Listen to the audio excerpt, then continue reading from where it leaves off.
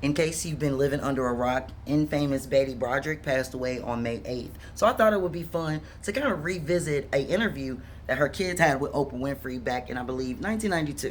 So according to People magazine, after decades behind bars, Betty Broderick has died at the age of 78. During the infamous appearance on the Oprah Winfrey Show, her kids were noticeably divided, and years after her conviction, they still remain that way.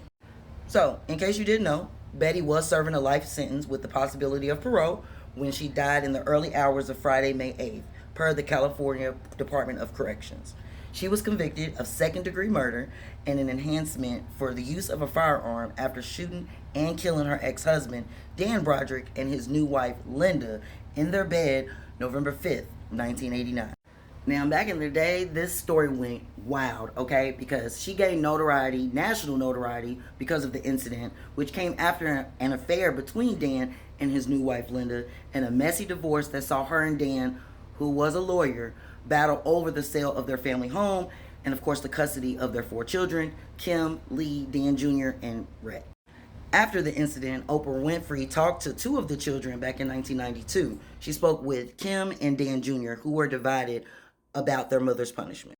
At the time, Betty's eldest daughter, Kim, who also testified against her mom in court, said, I'll talk to some people and they'll say things like, oh, well, I relate to her. And after all your father did to her, and they obviously hadn't been listening because dad didn't do all these things to her. And I quote, and he definitely didn't deserve to die, and they shouldn't look up at her for doing that. The article also reads that Betty would drop the kids off at Dan's house one by one with all of their belongings, basically just to mess up his life. I think mom thought it was going to be a total disaster and that then we'll all see that we needed her and that we can't do it without her, she said on the Oprah Winfrey Show. And so basically, she just used us as pawns and took us over there to screw up dad. Now, following Betty's transfer from San Diego County to the California Institution for Women, Betty also revealed to Oprah Winfrey that none of her 4 children had yet to been to see her in prison. She asked to include a small glimpse of what her new home looks like, the talk show host said before revealing footage of her visit to the facility.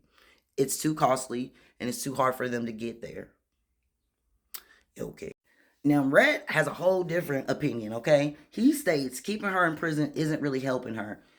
She's not a danger to society. The only 2 people she was in danger to are dead. Rhett also recalled thinking that he was not really surprised after learning of the murder.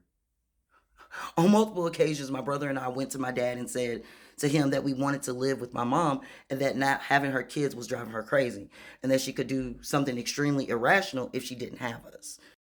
The kids continued to be split all the way up until the 2010 parole hearing of Betty, which of course she was denied.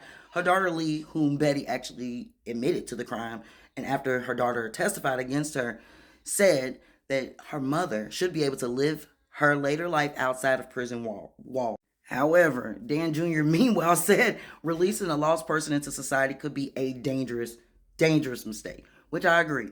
However, Betty is no longer on this planet now, and I do still see a lot of people giving her a lot of grace, a lot of remorse, even though she did unalive 2 people.